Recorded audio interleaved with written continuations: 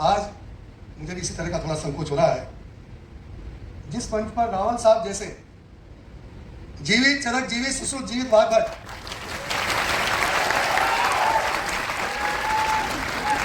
उपस्थित हो, उनके सामने मेरे जैसे संहिता के मामले में अल्पज्ञानी व्यक्ति को बोलने का दुस्साहस नहीं करना चाहिए।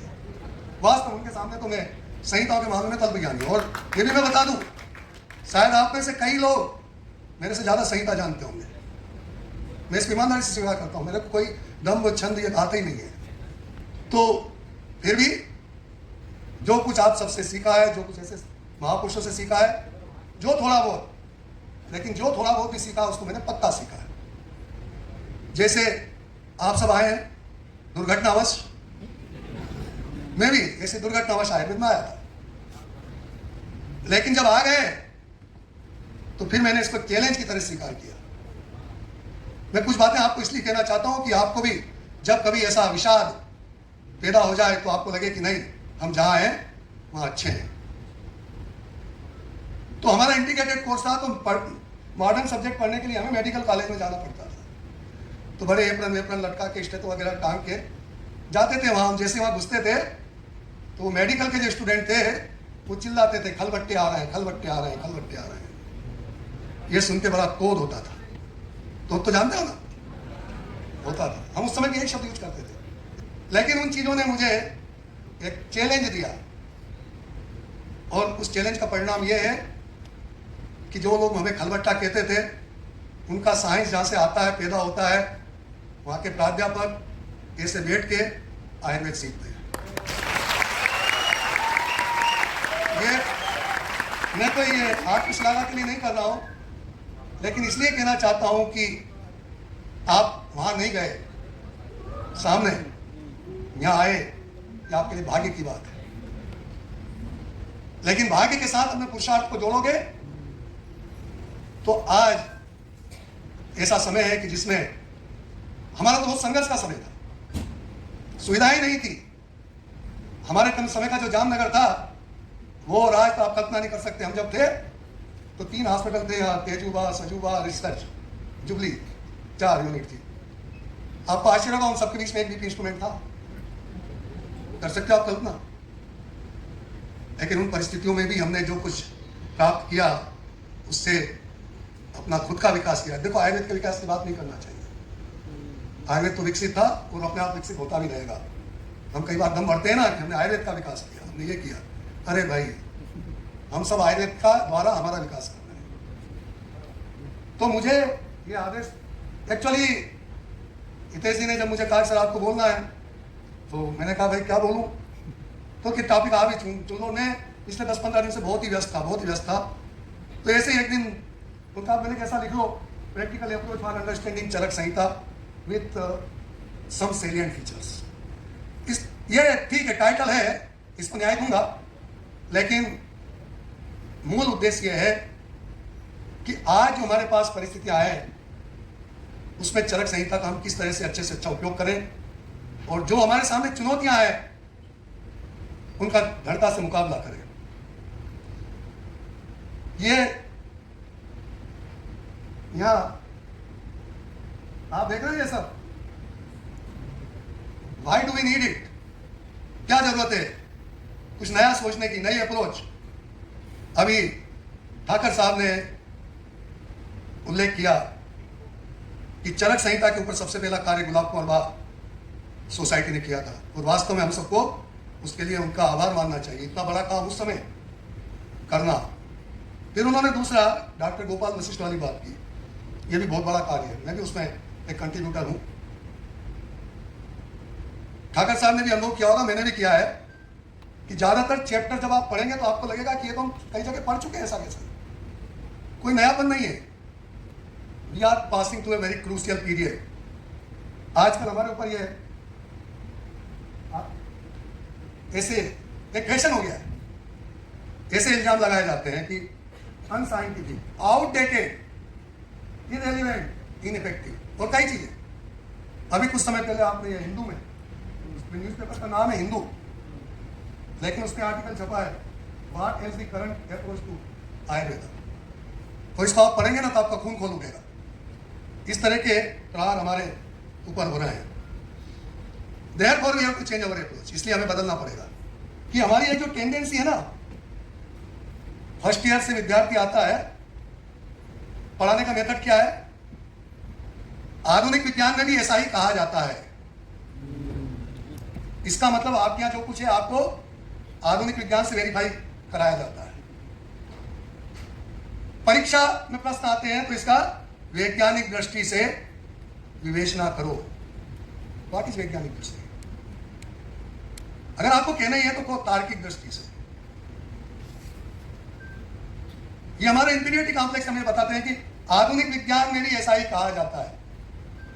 ये तो इस तरह की बात हुई जैसे 80 साल के बुजुर्ग ने कोई बात कही है और आपको समझ में नहीं आ रही है, तो एक 5 साल का बच्चा जो वहां वो खेल रहा है, क्या कहते हैं उनको, कंचे, उससे आप पूछे कि बेटा ये जो काका जो कह रहे हैं सही है, तो वो बच्चा कहीं मूड में होगा तो कह देगा कि हाँ बरोबर है, ना ना ना ना डुआ ने तो मगज भरी गई हो।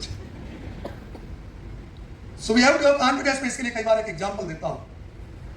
अगर आप हापा स्टेशन के ऊपर खड़े हैं, 2 लोग खड़े हैं, एक का मुंह जामनगर की तरफ है, दूसरे का उससे अपोजिट है। हम उनसे पूछें कि जामनगर कितनी दूर है, तो जिसका मुंह जामनगर की तरफ है वो कहेगा 40 किलोमीटर। ऐसा ही है ना, 40 से कितना है? बस कोई बात नहीं, मान लो कि 40-45 किलोमीटर है। और जो हापा से अपोजिट खड़ा है, जामनगर से अपोजिट, वो क्या कहेगा? 40,000 किलोमीटर। क्यों?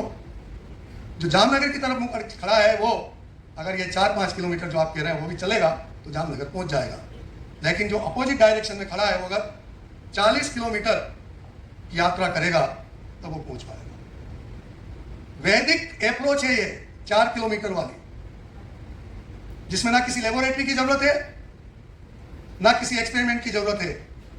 एक शेर है ना उर्दू में, जब जरा गर्दन झुकाई देख ली तस्वीरें यार, सुना है? थोड़ी सी गर्दन झुकाओ, दिल में है, मिल जाएगी। वो 40,000 किलोमीटर की यात्रा में चल रहे हैं, पहुंच जाएंगे एक दिन। और आप जिस दिन वो पहुंचेंगे उस दिन वो भी कहने लगेंगे कि बात कितना काफी है। जब तक नहीं पहुंचेंगे उसके बीच में अभी कहीं अटके हुए हैं, रोज आगे बढ़ रहे हैं, इसलिए नई नई चीजें आ रही है।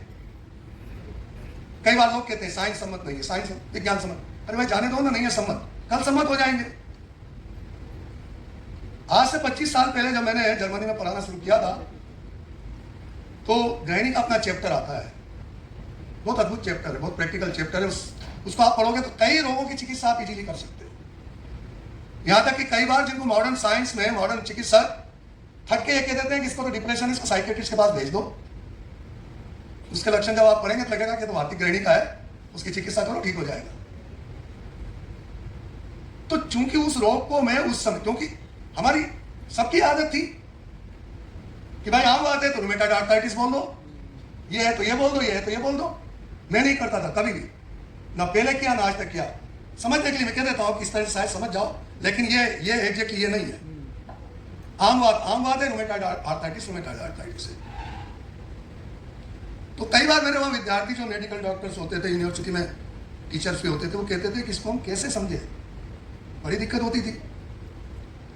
अच्छा, उसमें फिर जब आम की बात आती थी उसमें एक आर्गुमेंट देते थे। और देखिए आप रंजीत राय देसाई जी ने भी, मैं उनका बहुत सम्मान करता हूँ, उन्होंने बहुत अद्भुत कार्य किए उनके जमाने में। आज तो हमारे ऐसे लेखक ही पैदा नहीं हो रहे, परंपरा ही खत्म हो गई। उन्होंने भी एक शंका उठाई थी कि अगर कोई चीज अगर पची नहीं, हाँ मतलब कोई चीज पची नहीं है, और अगर वो पची नहीं है तो एब्जॉर्ब नहीं होगी, एब्जॉर्ब नहीं होगी तो दूसरे दिन मल प्रवृत्ति में निकल जाएगी। तो अगर वो सिस्टम में गई नहीं तो रोग कैसे पैदा करेगी? और वास्तव में मुझे कुछ समझ में नहीं आता था क्या, लेकिन मैं डरता थी मेरे में। तो मैं ये सिखाता हूं कि डरता रखो। तो मैं उनको कहता था कि भाई मैं चिकित्सा करता हूं गृहिणी की तरह से और सफल भी होता हूं, लेकिन अगर तुम कहो कि मैं इसको किस रोग के साथ कंपेयर करूं तो भूल जाओ। जब मैंने वहां पहली काय चिकित्सा की बुक लिखी तो उसमें जब गृहिणी का चैप्टर लिखा तो मेरा जो वहां का प्रिय विद्यार्थी है उसने कहा सर इसको हटा दो, कंफ्यूजन क्रिएट करेगा। अभी उसका 4th एडिशन आ रहा है तो मैंने कहा भाई अब डाल दो इसको, मैं चाहता हूं कि ये चीज सामने आए लोगों की। अब आज वो कह रहे हैं लीकी गट सिंड्रोम। मतलब ये है कि अगर आहार पचा भी नहीं है और लीकी गट है तो उसमें से एब्जॉर्ब होकर सिस्टम में पहुंच जाएगा। लीकी गट क्या है? वही है जो ग्रहणी दोष है। वो कारण जो उसके बताते हैं आज, अगर वो प्राचीन काल में हुआ होता तो जो निदान वो बताते वो वही होते जो चरक संहिता के 15 अध्याय में लिखे। और उसके कारण लीकी गट के कारण क्या क्या रोग होते हैं वो भी वही है जो चरक संहिता के 15 अध्याय में निर्णय सागर वाली चौपड़ी के राइट हैंड साइड के फर्स्ट कॉलम में लिखे हुए हैं। सबके सब ओके हुए हैं। तो कभी मैं आपको फिर कहता हूं कि कभी यह शब्द यूज नहीं करो कि आधुनिक विज्ञान भी ये कहता है या वैज्ञानिक विवेचना क्या है। हाँ, अगर उसका कुछ आधार मिलता तो अच्छी बात है। कृतज्ञ लोगों को बुद्धिमत्ता आचार्य, हम तो ये मानते ही हैं। इसीलिए कई बार हम तो बेवकूफों को भी जिता देते हैं। मानते हैं भाई ये भी बुद्धिमान ही होगा, नहीं होगा तो वहां जाके बुद्धिमानों की संगत में बैठेगा तो हो जाएगा। कई बार भूल हो जाती है। अब यहां मैं, आप सब जानते हैं, आप सब विद्वान हैं, लेकिन फिर भी मैं आज अवसर मिला है तो एक और चीज है। एक सुश्रुत संहिता का श्लोक है, मैं श्लोक को नहीं पढ़ के आपका टाइम बिगाड़ूंगा, एकम शास्त्र मध्यान्हम वगैरह। इसको लोग प्राय इस तरह से इंटरप्रेट करते हैं कि हमें आयुर्वेद के साथ साथ आधुनिक विज्ञान का ज्ञान होना चाहिए। करते हैं ना ऐसा? मैं नहीं मानता हूं। हो तो अच्छा, मैं पहले भी कह चुका हूं, हो तो अच्छा है। मैं क्या मानता हूं कि आयुर्वेद को समझने के लिए आयुर्वेद के जो अप्लाइड साइंसेज है, जो शास्त्र है, उनका होना चाहिए। ज्योतिष, वास्तु, शकुन, दर्शन जैसे, तो इन सब ग्रंथों का आधार लेके हुए आपको, और अगर साइंस की चीज कुछ है बताऊंगा मैं आपको, सब साइंस ही है। लेकिन मूल ये जो चीजें हमारी, अगर आपको शकुन शास्त्र नहीं आता तो आप इंद्रिस्तान नहीं समझ सकते। प्राय लोग इंद्रिस्तान को छोड़ देते हैं, समझ में नहीं आता है। वो लगता है कि भाई इस तरह के सिम्टम तो कहीं मॉडर्न में मिलते नहीं है। अरे भाई मॉडर्न में नहीं मिलेंगे, वहां पेशेंट में देखो, क्योंकि उनको जरूरत नहीं थी। मैं तो कई बार हूं, मेरा तो मोस्टली माय स्टूडेंट साइंटिस्ट ही होते हैं। मैं उनको कहता हूं तुम्हारी किसी फिजियोलॉजी की बुक में ये बताया कि एक टाइम में हमारा ये नोस्ट्रिल चलता है, एक टाइम में ये चलता है, तो कभी दोनों चलते हैं, और चलते हैं तो क्यों चलते हैं? पढ़ा आपने किसी फिजियोलॉजी की? मैंने तो नहीं पढ़ा, उन्होंने नहीं पढ़ा। वो कहते नहीं है सर। तो मैंने कहा हमारे इसके ऊपर पूरा विज्ञान है जिसको सौर शास्त्र कहा जाता है, और उस समय कौन कौन सी क्रियाएं शरीर की डोमिनेंट होती वो भी हमारे यहां बताया है। तो आज भी मैं आपको बता दूं, जो हमारे यहां इंद्रिय स्थान में छाया और प्रभा का कंसेप्ट है, वो अद्भुत कंसेप्ट है। उसके आधार पे आप अपना प्रोग्नोसिस नक्की कर सकते हो। मेरे पास कई बार 12-12, 13-13 क्रेटिनिन वाले पेशेंट आते हैं। इतना क्रेटिनिन हो तो प्रथम दृष्टि आए लगता है कि भाई इनको रिस्क मत लो, लेकिन मैं उनमें जब देखता हूं कि थोड़ा अभी भी प्रभा है, कुछ है, पूरी तरह से उसने छाया में प्रभा को पूरा आवृत नहीं किया है, तो मैं चांस लेता हूं। ऐसा नहीं हर बार सफल हो जाते हैं, लेकिन होते हैं, कई बार होते हैं।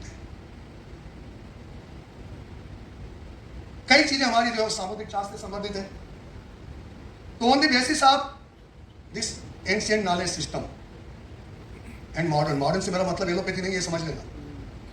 मॉडर्न से मेरा मतलब है कि आज भी रावल साहब जैसे ऐसे कई विद्वान जिनके पास जो कुछ भी है, उनके आधार पर हमें इन संहिताओं को समझने की जरूरत है। लेकिन क्या? Without compromise. Without compromise we have to understand, explain, verify and apply. परिवर्तन जीवन का क्रम है, जरूरी है, लेकिन उस परिवर्तन के नाम पे हम कंप्रोमाइज नहीं करना चाहिए। जैसे अभी कई आर्टिकल ऐसे आ रहे हैं, ऐसी रिकमेंडेशन की जा रही है आयुष मिनिस्ट्री से ये चीजें हटा देनी चाहिए, ये चीजें हटा देनी चाहिए। अरे भाई, हम अगर कोई चीज नहीं समझ पाए हैं, अरे भाई कोशिश तो करो समझने की। You do not try and then say I could not understand. मैं आपको बताऊं, जितना भी मैंने समझा है, एक एक चीज मैंने गंभीरता से समझा। जो मैंने चरक के ऊपर जो पुस्तक लिखी है ना, 6 साल लग गए मुझे उसमें। एक एक के शब्द के ऊपर विचार करता था, एक एक उसके ऊपर विचार करता था। रावल जैसे महान भावों से चर्चा करता था कि ऐसा भी हो सकता है क्या। यहां केवल आगे बात करूंगा। एक फिलॉसफर हुआ है, हेराक्लिटुस, ग्रीस का है, ग्रीस में हुआ है फिलॉसफर। संसार में केवल 3 जगह फिलासफर्स हुए हैं, पता है आपको? भारत, चाइना और ग्रीस। जो ग्रीस की फिलॉसफी थी वही आगे जाके साइंस बनी है। तो इस हेराक्लिटुस ने एक जगह लिखा है कि no man ever steps in the same river twice, for it's not the same river and he is not the same man. एक आदमी एक ही नदी में 2 बार अपना पैर नहीं रख सकता, क्योंकि वो जब तक दूसरा पैर रखेगा तब तक वो नदी नहीं है, और वो आदमी भी नहीं है। इतनी देर में तो उसके शरीर के कई सेल बदल चुके हैं और उस नदी के भी कई मॉलिक्यूल्स चेंज हो चुके हैं। अब ये देखिए मैंने इसको कोट किया है कि कहने को फिलॉसफी है, और फिलॉसफी मतलब कि जो चीज जिसका कोई कहते हैं ना लॉजिक नहीं, ये साइंस है, जिसको साइंस कहते हैं वो साइंस है कि एवरीथिंग इज चेंजिंग। तो this theory is applicable on all universal phenomena. Learning is a continuous process in an individual. Knowledge system is also a continuous collective process. ये सिस्टम बदलता रहता है। तो यह मैं नहीं चाहता हूं कि आप आयुर्वेद को बदल दें, हम बदलना नहीं है। आप देखिए कि हमारे फंडामेंटल प्रिंसिपल्स वो आयुर्वेद के हों या हमारी संस्कृति के हों, वो बेसिक हमेशा फिक्स रहे एक्सिस की तरह, लेकिन उसकी पेरी चेंज होती रही है। और यही कारण है कि हम जिंदा है। वैदिक संस्कृति जिंदा है इसलिए नहीं, दूसरी क्यों मर गई है, क्यों मर रही है? हमारी संस्कृति इसलिए जिंदा है कि उसकी एक्सिस दृढ़ है, लेकिन उसकी पेरी चेंज होती रही है। हम वेद तक सीमित नहीं रहे, वेदों के बाद उसके ऊपर भाष्य लिखे, फिर भी लगा कि नहीं ये इनफ नहीं है, उपनिषद लिखे। उपनिषद सामान्य जन के समझ में नहीं आ सकते थे तो पुराण लिखे। तो यही इसी तरह से चरक संहिता को बदलने की जरूरत नहीं है। इसको समझने के लिए हमें हमारी अप्रोच बदलनी पड़ेगी। हमारे साथ दूसरा क्या हुआ है कि हम उनकी कॉपी करते रहे, हर चीज में कर रहे हैं, अभी भी कर रहे हैं। सिलेबस बनता है वो भी उनकी कॉपी होता है। निदान काय चिकित्सा अलग नहीं हो सकते। मुझे बताइए, निदान एक प्रैक्टिकल बात करता हूं। यहाँ हमारे कुलपति महोदय पॉलिसी मेकर हैं, वो भी विराजमान है। एक प्रश्न आप सबके सामने रखता हूं कि निदान का कोई पोस्ट ग्रेजुएट है तो क्या करेगा? अगर उसको नौकरी नहीं मिली तो क्या करेगा? वहां पैथोलॉजिस्ट होता है, वो तो पैथोलॉजी लैब खोल के बैठ जाएगा। उसके पास लोग इन्वेस्टिगेशन के लिए भेजेंगे, वो कर देगा। आप क्या कोई ऐसा सिस्टम है कि काय चिकित्सक पहले निदान वाले के पास भेजे, भाई इसका डायग्नोसिस करके भेज दे? तो काय